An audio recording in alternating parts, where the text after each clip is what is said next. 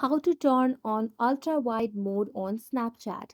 Hello everyone, welcome to this channel. I'm Emily and I'm here to help you out today. So without any delay, let's get started. Now, first of all, go to the Play Store application and make sure that your Snapchat application is updated to its latest version on your device. Now, as you can see, there's update available for the application. So just make sure that you use the latest version of the Snapchat application.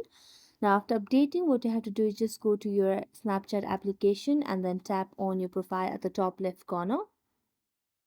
Then tap on your settings, then just scroll down and you can see different options. Now, on the support section, you will see the option of I need help. Tap on that.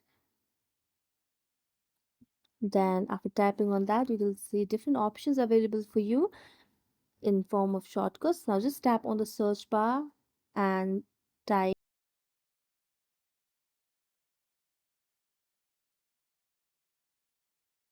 and here you can see the option of how do I use ultra wide camera, and it will just give you different options. So just go for it and it will give you different instructions over here. So here it has a just tap on the ultra wide camera icon in the camera toolbar and pinch and zoom out of the camera. So just go back and then after following the